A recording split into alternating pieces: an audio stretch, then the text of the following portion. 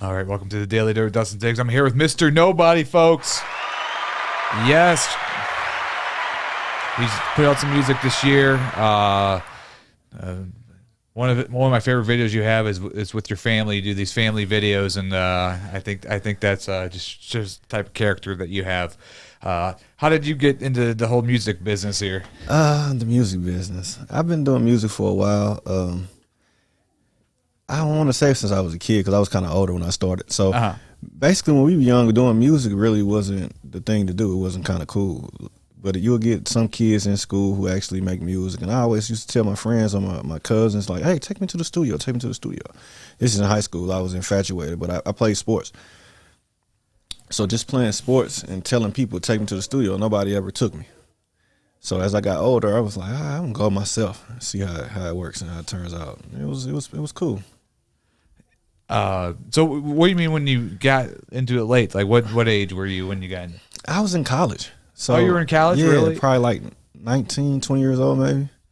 What I might have been 20, 21, somewhere around there. Well, what was it that made you start wanting to do music? Like what? Because I was playing football, and things weren't going my way. I'm gonna just say that because politics and all the kind of things that go into it, I wasn't great at playing politics. So things weren't going my way. And what college were you playing for? At the moment, I was going to Lindenwood. Oh, at Lindenwood, okay. And so I went to Indiana State first. The head coach got fired. A bunch of stuff went on. Then I wound up going to Lindenwood. I was at Lindenwood probably about a year or two. And I knew I was done playing sports. I was getting older. That wasn't the route and the answer for me. So I had hit up one of my friends who used to make beats when we were in school. And I hit him up and was like, hey, man, let me get some beats from you. What you got going? Let me check out some of your beats. And he always wanted to make beats for people in the industry, but he never got into the industry. And I wound up getting a couple beats from him, and I just started making music. You just started. So you weren't doing that before in like high school? You weren't like doing kind of rap battles or any kind of things like that? I got a real close friend named Hitman Holly used to do rap battles, but that wasn't ever my thing. I never wanted to just go back and forth with somebody rap battling. I might get into a freestyle or a cypher or something at school, but I never really was into the battle rap thing. Okay, and so then you started doing music, and then when did it really progress? Because I just looked. I mean, we're going to check out some of these videos here in a second. But when did music progress for me? Is that what you're asking? Yeah. When did it kind of like you started doing all these great videos and it's still I would say it's still progressing because I started doing with I started doing like vlogs before I actually tried to get real into the music. And that's on we can kind of go back on some of those too. No, it's on a whole other thing. Like I got a YouTube called Creative Trends. Okay. So if you type in Creative Trends, it'll pop up, and I have like interviews and vlogs and just different stuff that I was used to do. And I tried to get back into it, and it's been a different effort than it was before because I used to travel and move around a lot. But then when the pandemic came and I was working so much, I just slowed down as far as working it. You said it's Creative Trends? Yeah, it's the black and red thing at the top. All right. Got it on the first try, folks. Usually it takes me forever to with my typing skills. Okay, so Creative Trends is the label basically. But I just tried to take the network, and I started taking music seriously at one point in time after I had my second son, and that was the thing that I was doing. So I say it progressed after I had my second son. What song was that one? When did I have my second son? Your second. My second son. Yeah. So around the time of Underlay probably is when I really started trying to take music seriously. I was watching earlier before you got here. We'll play a little bit of it right now. Mr. Nobody, STL, Perfect Timing. You like that one? I did like this one. I thought this was good and creative with the construction site. I try to be creative with all my videos. Yeah. I try to do something different. Kind of tap into it a little bit here and let you guys see if you want to kind of what gave you this idea for this video here. At the time, it's just the record. So I had made the record. I felt it was more like a Big Crit vibe, and it was different. I didn't know if it was gonna work, so when I was thinking about working, I work myself, and all I do is work. Yeah. I figured, man, let's do something different and try to do like a construction or just something where it'll give a different visual. People can actually see somebody working. Right. That's what that's what I loved about it. Now, how did you get this site? Like, how did you get the hookup on this? Or were you working at this place and you did this on your lunch break? I necessarily didn't get the site. It was people actually working while I was just doing it. So they were building a gas station by just riding by, and I seen them building this gas station, and I was like, man, I'm gonna get out there and see if I can shoot some footage. And as I'm shooting the footage, I asked the people, like, can I get you real quick, just riding on the whatever you're doing? And they had no problem. They said, hey, as long as you don't get me or show me, I'm cool. Yeah, they didn't want to get fired. Yeah, yeah. They don't want to lose the job. But yeah, that's how that came about. I just saw the location. It's like, it'd be dope on camera. Right, man. So I go to the place. Knowing the backstory, that's kind of amazing how you got all this great footage just by driving by. The drive by. They were working, and I got out and I was working with them. Or you'd have thought I was working. Right. Because at first I didn't say anything. I went to a construction site where they're building some homes too. Mm-hmm. So that's a construction site where they're building homes at, and that's a construction site where they were building a gas station. That's awesome.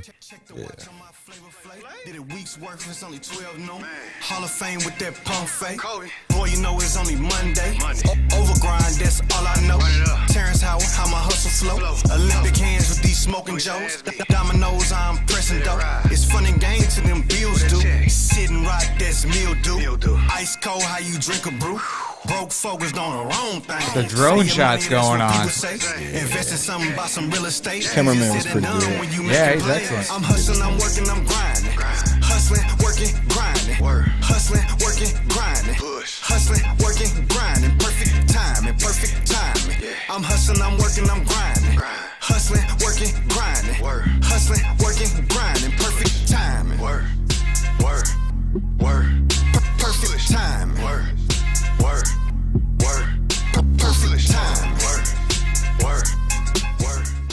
Shout out to who was the camera guy that did that? His name is Booming Visuals.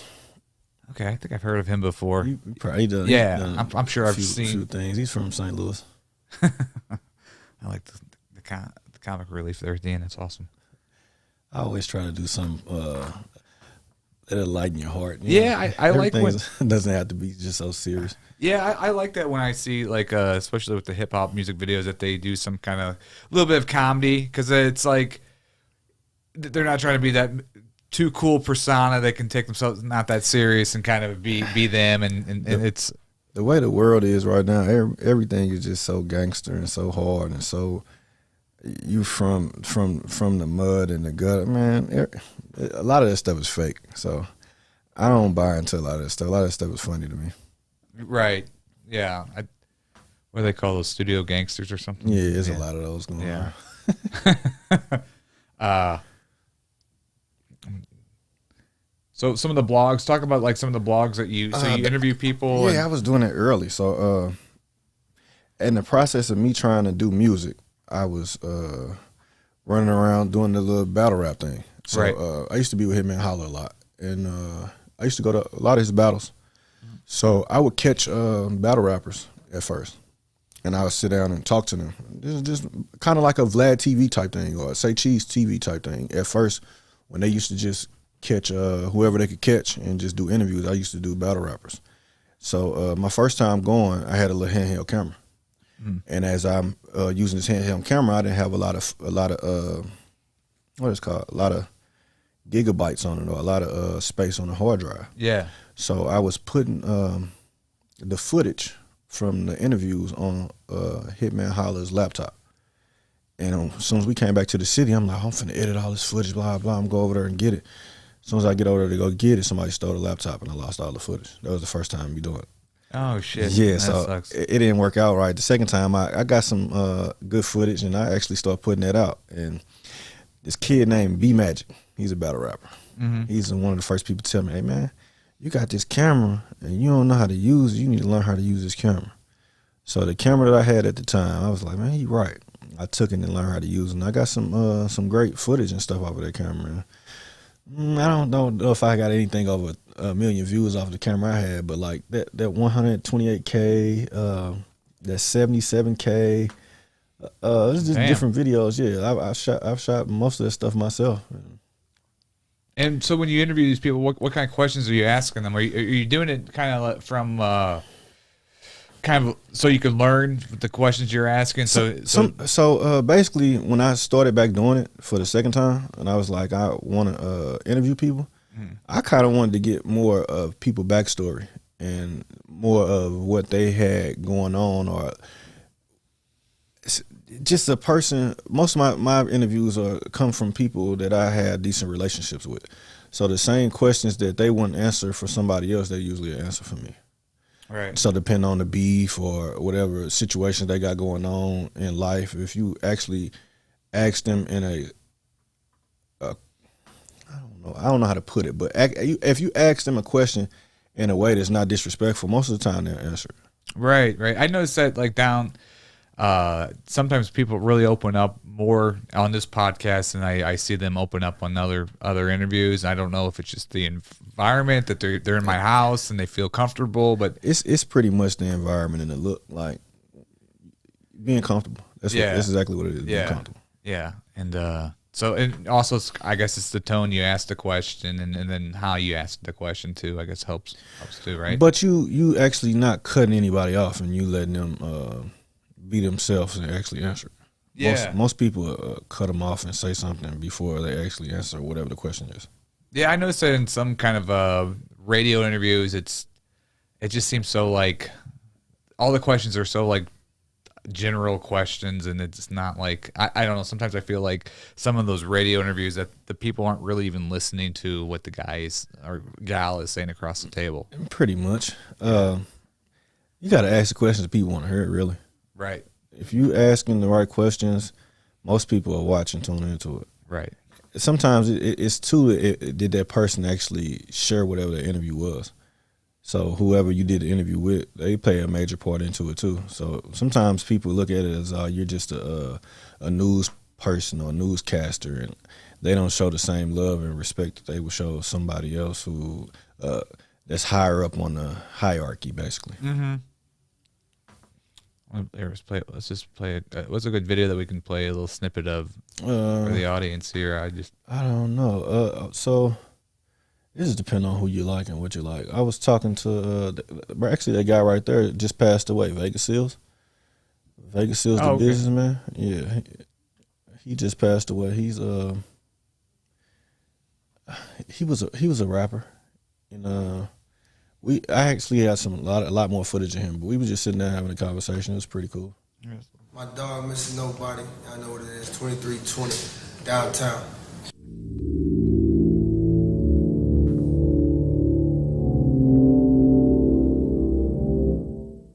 Now, some people know you for beef, static, had problems with people.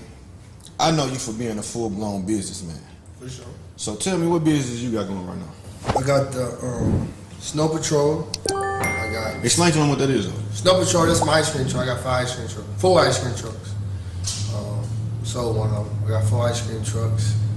And what's the movie called with Future? Superfly. With Big Bank. That's my partner, so I named my truck. And so you're catching these people before a show or after a show, like?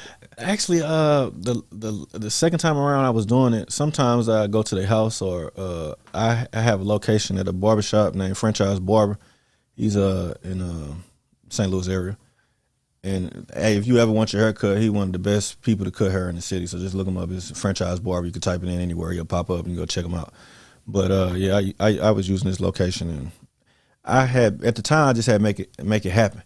But when you reach out to people and you don't get the people you want, it kind of makes you slow down and makes you not want to keep investing or keep doing interviews, because you put so much work in. I feel like if it's somebody specifically that I want to do an interview with, I should be able to get them. And sometimes it doesn't work like that. Sometimes I have, I try to do this every day, and I'm fortunate to be able to do it every day. But a lot of times people, I guess, it seems I get a lot of flake ratio, or people I think are at the last minute, they get a little nervous maybe or something like that. Mm-hmm. But they either can't show up or something happens and they can't make it. Does that happen to you a lot? Sometimes. Yeah. Because especially when it's somebody you actually know. That's what makes me mad at it the most. Like, and I usually try to talk to the person before I even get in motion, because in motion, I'm 45 minutes to an hour from wherever the location is that I'm usually doing an interview at anyway. So if I'm hitting you up and you're like, oh yeah, we doing it, and I drive 45 minutes to an hour from where I'm coming from, and then you hit me later on, like, I can't do it no more. I'm like, what? Yeah, I'd be yeah, so it's kind of different when people flake on you. Yeah, for sure. That's one thing if I like about having the house, because if I have to go meet them at the studio and they don't show up, then I just wasted, driving up there or whatever. But here, I guess I can just go back to watching my Netflix or whatever I'm watching television. For sure. So it does work out good to have it at the house here. But how did, I was watching all your videos today. I was doing some research on you, and how did a day in the life of the Russells come about? Day in the life of the Russells. I'm gonna start back doing that. I haven't done it in a while, but basically, a day in the life of the Russells is me and my kids. So when I had my first son, his mother was like, "Hey, check out these vlogs," and it was basically a man, a woman, and their kids. And it was just a bunch of people just doing it. I was like, oh, okay, that's pretty cool. That's the wave. So I was like, oh, me and her were going to do it. I was like, you should do it with me. She was like, nah, I don't want to be on camera. I don't want to do that. And I was like, it was your idea. You brought it to me. That's cool. Let's do it. And she was like, nah. But I tried it. I gave my a chance because I was like, growing up, my family just is real silly or real funny. And I was like, people used to be like, oh, y'all should have y'all own TV show. Or they should be like, y'all real interesting. And I was like, we cool. I don't know about we ain't. And then people just be like, oh, you're funny, you're fun. Like, ain't that funny. It's just like, you just be yourself. You be honest. And that's what's funny about you. So I was like, man, let me get this a try. And that's what I was doing little videos of me and my kids. Yeah, I just like the rawness of it, and it's like, the realism of it, of just you and your family and stuff, and shows what kind of great father you are, and how you are with your kids. I don't know necessarily know if they'll say great father, because my kids might not tell you that. Oh, well, I didn't ask them. I was just thinking what I saw on camera. So maybe I didn't see all the videos. My kid's funny, man. You never know what they'll tell you, but most kids won't say that their parents are good or great parents until they get older anyway. So yeah, we've had kids on this podcast, and they say like the funniest shit, man. They some like their one-liners and stuff they say. Yeah, my kids are funny. I'm trying to get my oldest son to stop cussing right now for some reason. I don't know why he's cussing, but the kids at the school will tell the teacher that my son cusses, and I'm like, I know you cussing, so stop cussing. For some reason, he won't stop cussing. He still cusses. What age is he? He's 6. Oh, yeah. Well, maybe that's 6. Yeah. Yeah, nah. Don't get me wrong. When we were young, we cussed. I remember cussing. Parents, though. No, that's the thing. I never cussed around an adult. So him not getting caught is because she say that 4 or 5 or 3, 4 kids will come to her and tell her that my son cusses. Right. Okay, that's cool. And he said, "Oh, I ain't cuss," and that wasn't me, and that's cool. But he got caught drawing a middle finger on a piece of paper. So yeah, now we know you cuss. Stop cussing. Right. Yeah. Right. But yeah, we cussed as kids, and I don't remember a kid going to tell me that I cussed. So I don't. It's just different. I never snitched on all my friends back in school. I guess they weren't. I guess they're not his friends. Right. That's funny. I want to play that news video you just put out.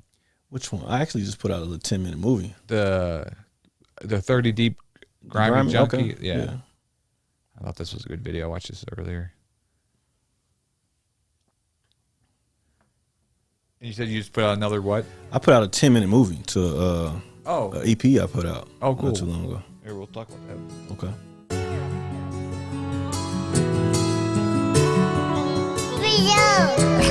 Oh no. They say they got it for the low. Them junkies knocking at the door. They just putting on the show. They blowing smoke. Oh no. They say they got it for the low. Them junkies knocking at the door. Green light is still a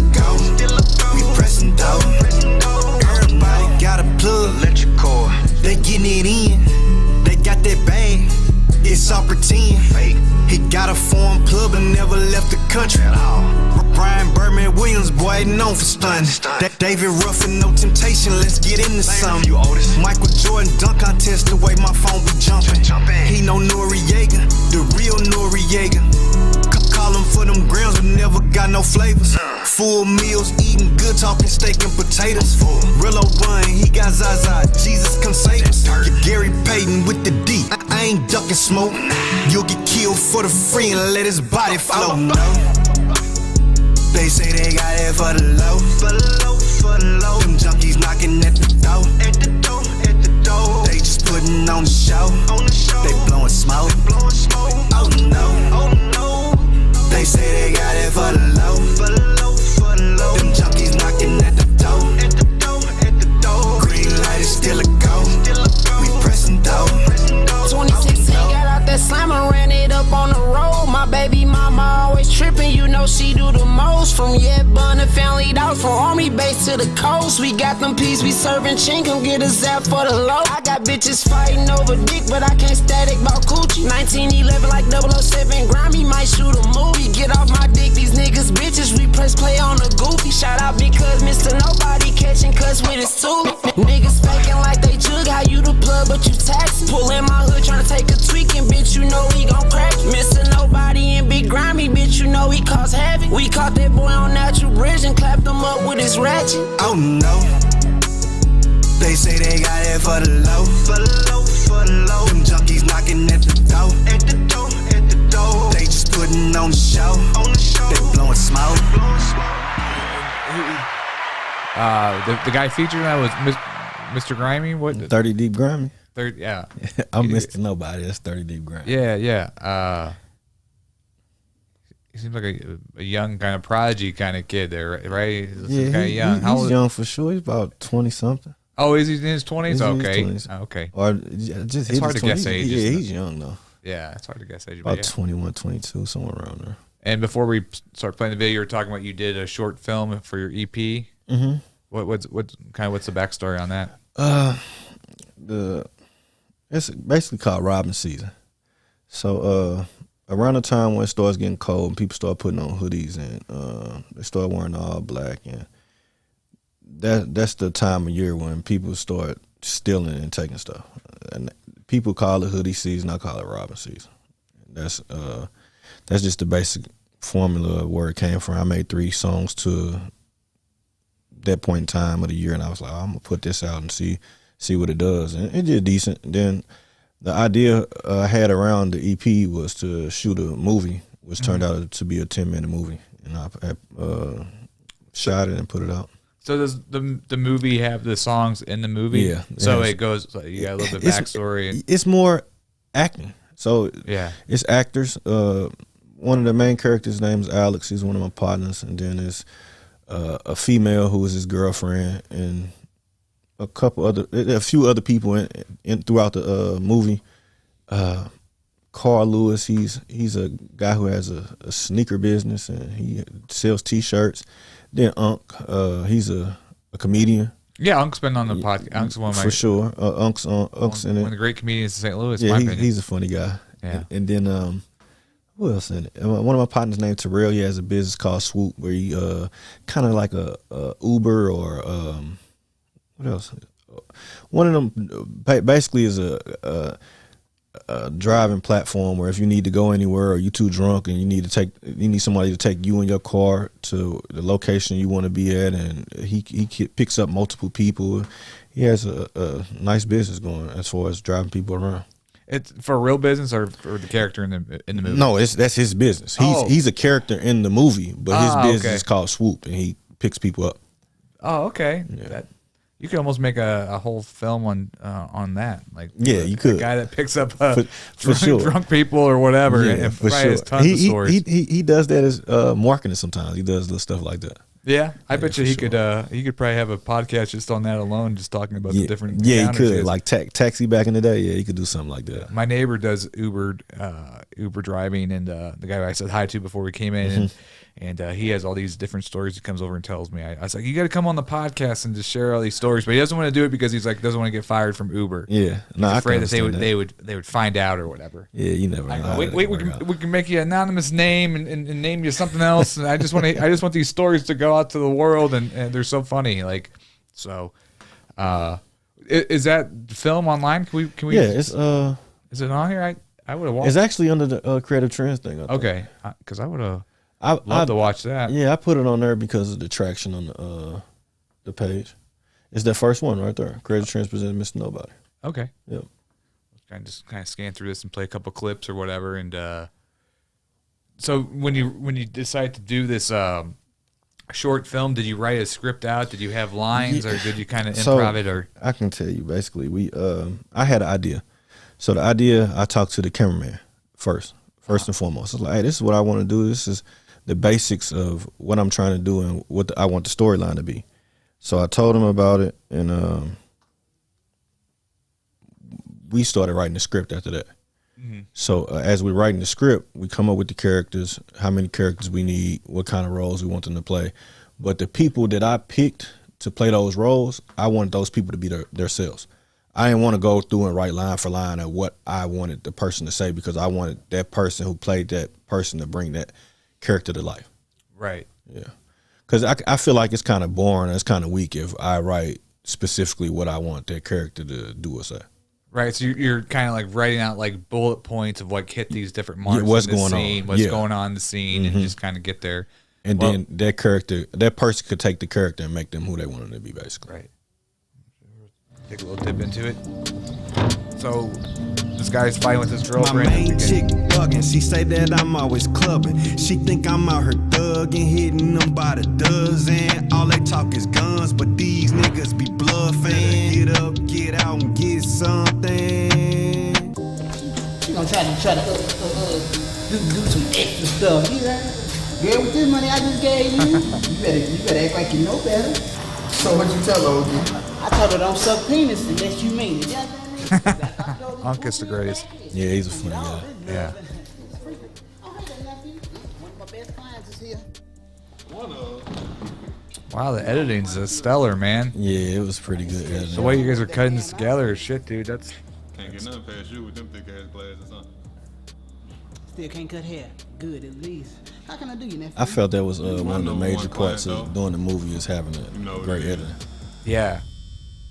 I mean, just right there, the pacing and the close-ups and the way he's cutting, telling the story. And Yeah, the cameraman, we worked together closely on this one. Yeah, we did. Yeah. I mean, look at these shots. Look at those transitions right there. Holy shit, those are cool.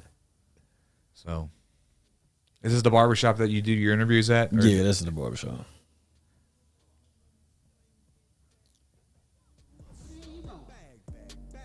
This looks like a great film. I'm going to watch this at the end of the podcast. Sure. I'll put a link for the people watching the podcast. I'll put a link to this video in the description. But this looks like a great film. There you are, right there. Yeah.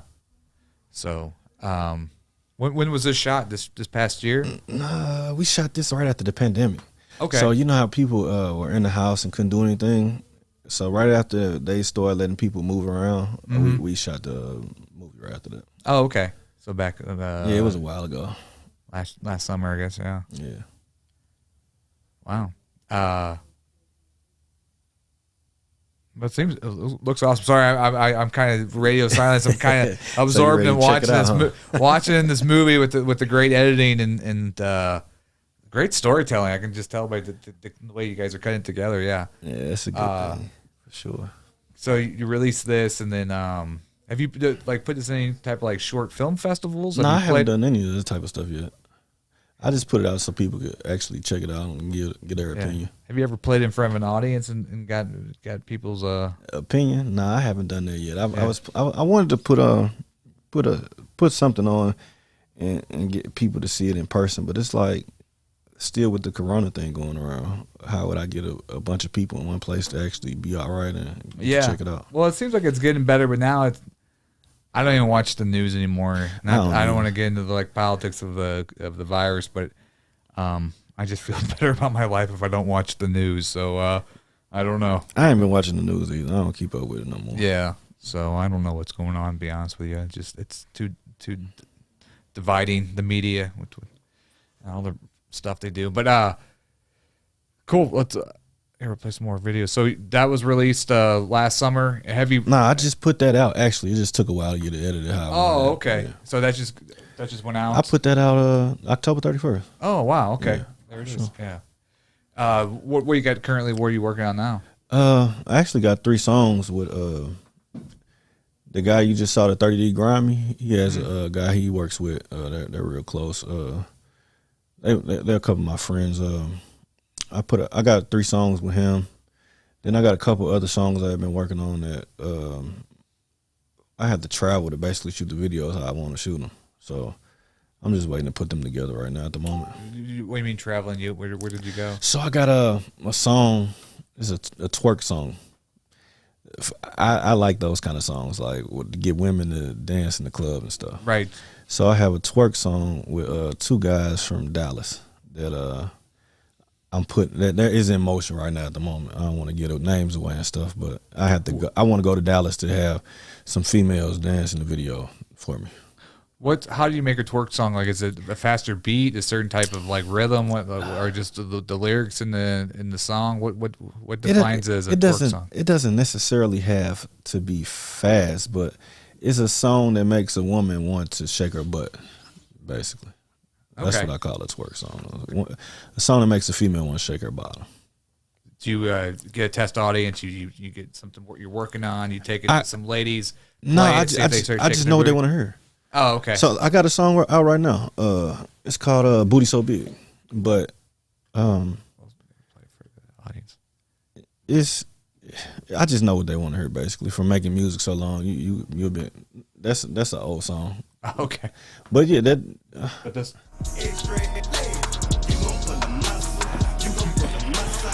But you got another one. Yeah. Once you go back, you'll be able to see it. Okay. It's right there. The 4th video. That one right there.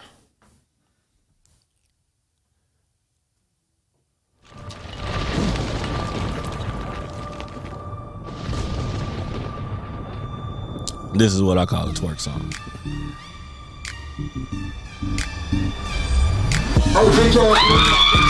You got 2-3 things going on at the time right now. Yeah. I was like, why are these women screaming? That's still from the movie. Oh, okay.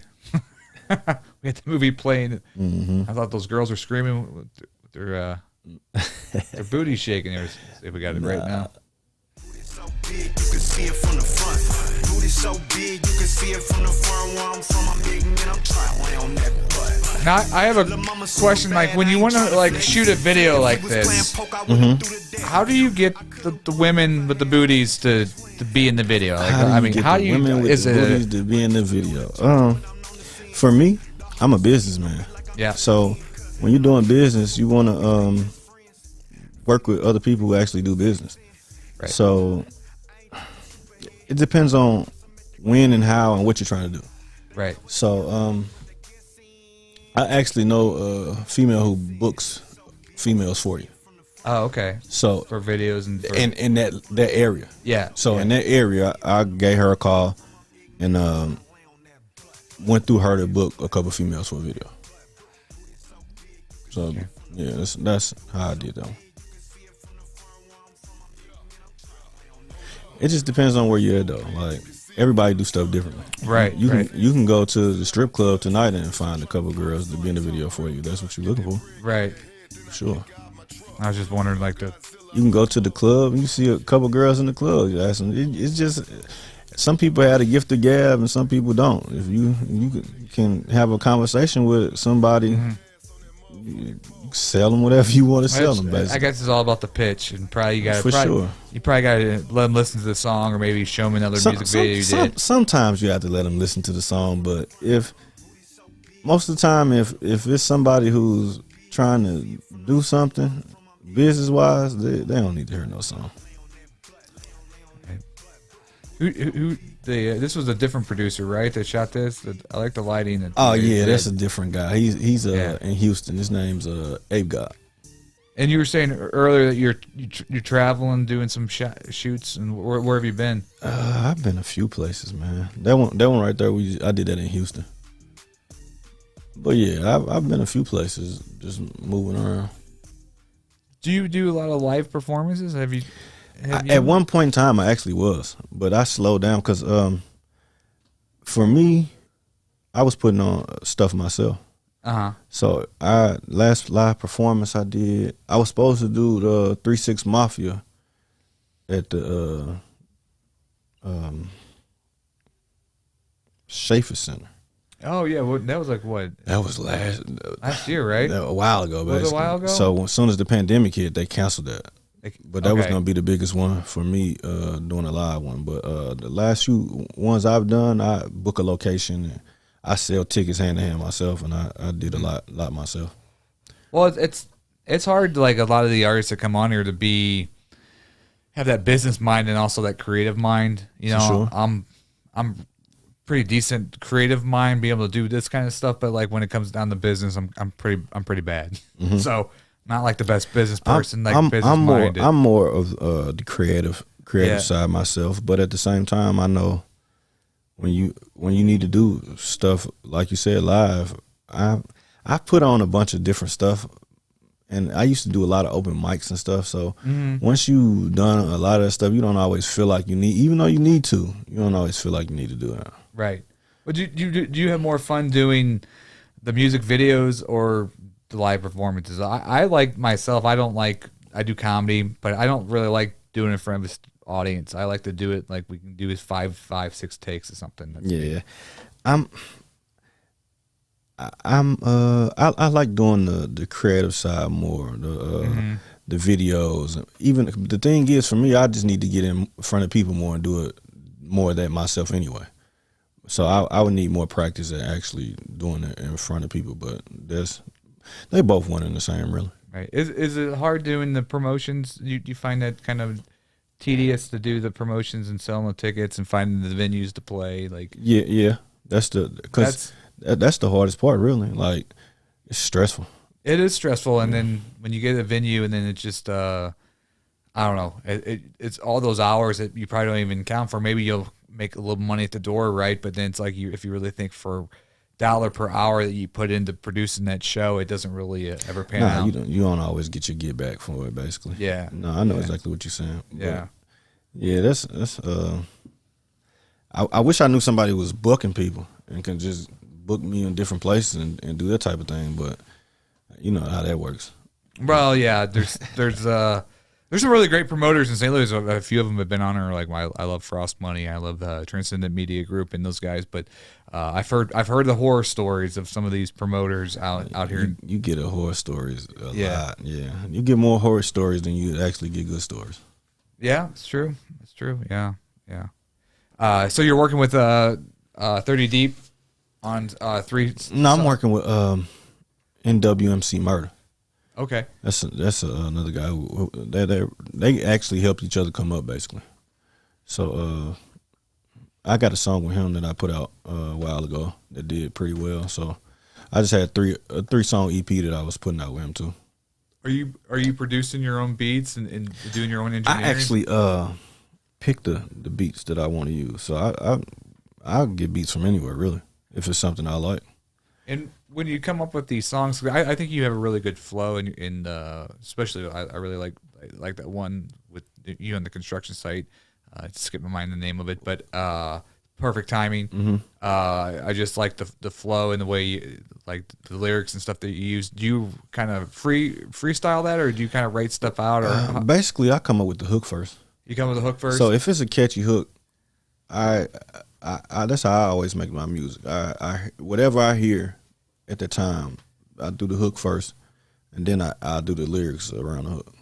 So okay. I use most of the time I will write my verse after I came up with the hook. It just depends on. Sometimes I be like, oh yeah, I'm gonna write my verse, and I play around and don't write the verse, and I wind up in the studio and I do the verse at the studio.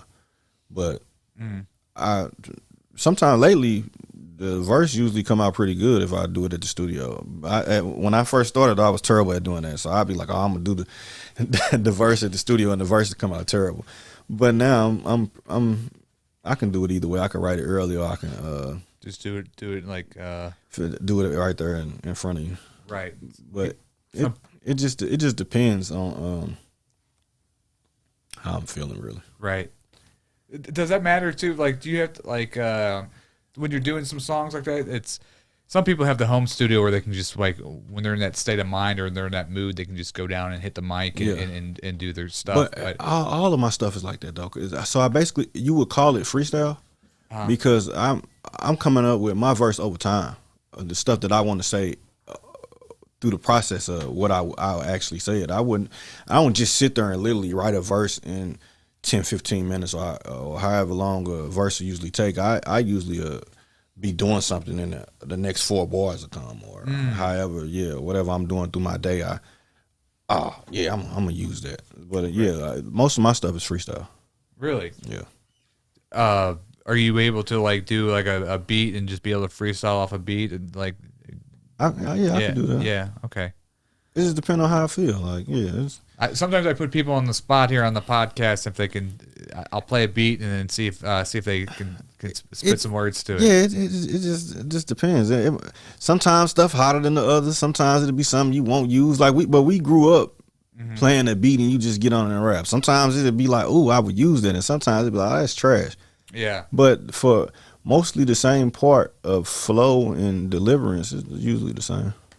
Have you ever done any type of like mixtapes or anything? Doing like some kind of copyrighted kind of beats? Like that's how I started. Yeah. So like you'll get a. If I did that, if I was to steal some beats and make a project today, I would just take that beat and come up with a hook and one verse, and then I'll let that be. So I do the best 16 and a hook on somebody else's beat, and then I will go to the next best hook in 16. Like, I'm not finna sit there and make a whole song with somebody else's song, but I'll give people a hook and a verse. Oh, okay. When you first did that, what was some of the artists that you were doing that? At the time, 50 Cent had a song that I liked that was out. It just depends. Like right now, if I went and did it, I probably would do like some 3 6 Mafia songs, some Bone Thug songs, some it'd be a lot of older stuff, like stuff that people used to dance and listen to. Like I would do like older stuff that if you heard the beat, you heard it right, and you would know exactly what song it is right away.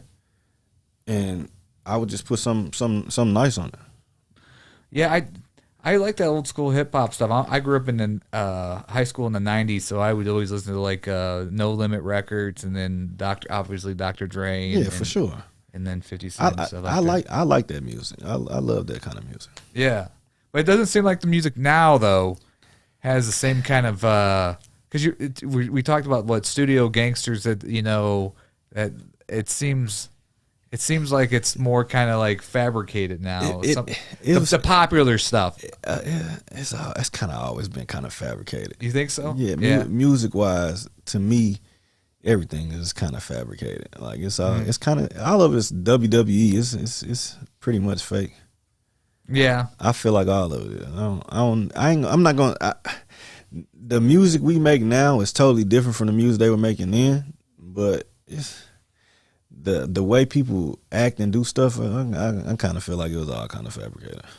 Oh yeah. So, well, some talking about industry wise. Yeah. Well, some of the things that they do just to get views, and it seems like it's more trying to be popular through TikTok and other things. See, and not but really the only difference between then and now is that we actually lose a lot more rappers now. And there's more rappers now than it was then, but we actually a lot more rappers are starting to die now. A lot more popular rappers are starting to die now than back then. Why do you think that is? I have no idea. I don't know why that is. Good work done. We got like 5 more minutes. So let me here, I want to just do a shout out to your website here. So there's some of the videos we were watching earlier on the, and then you got merchandise. Yeah, I'm gonna put some more stuff up, man. But the way the pandemic hit, it just slowed a lot of stuff down that I was doing. Here's some other.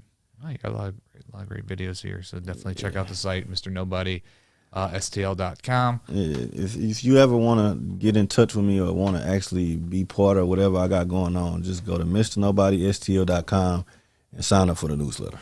Okay. Yeah, I think I signed up for it. I think I signed up for it to get on the site here earlier. So, yeah, definitely check them out. Definitely a lot of great stuff. Definitely you should do the day in the life some more of those videos. I think that'd be a cool thing for you to do. I actually got a few of those I didn't put out. I just when you get so busy, you actually live in real life. Sometimes the entertainment stuff falls by the side. But yeah, I love my kids more than anything, man. That's kind of why I slowed down and started doing certain stuff a different way, is because learning how to be a father took me some time, and I actually wanted to make sure I was good and perfected that before I was doing stuff for everybody else. Do you think having your sons, your music's changed? Like, my music? Yeah, your music and stuff. For sure. Yeah. My life just slowed down a lot. Before I had my kids, my music is totally different from Okay, we can have a whole other podcast about before his kids, right? For sure. That's the after podcast. That's what you guys subscribe to if you want to hear these stories. Yeah, man. Yeah. I actually should. I think I'm gonna start sitting down telling some of those stories, man. It was just a lot of fun and a lot of silly stuff, man. Right. Sure. I had that time in my life too. Yeah. It sucks getting old, man. I wouldn't necessarily say getting old. We're getting seasoned, but I'm still having fun, man. Yeah, I'm having a good time too. Cool. Well, thank you so much for coming on the show. Finally get to meet you. For sure, I appreciate you, man. I think all your videos are great, and I just think you're overall a great guy, and so excited to see what happens next for you. A lot of big things, I'm sure. I'm definitely going to be watching that movie when you leave here. That movie looks amazing. Just do another shout out for that movie. What's that movie called if they want to look it up on? You can type in Mr. Nobody STL Robin Season. When it pops up, it'll be black and red. It'll say Creative Trends. You just click on it and check it out. Cool. All right, I'm definitely going to check that out. So thank you again for being on the show. Definitely subscribe to the Daily Dirt with Dustin Diggs and like the Arts United Network on Facebook, and we will see you again tomorrow. Thank you, man. Thank you.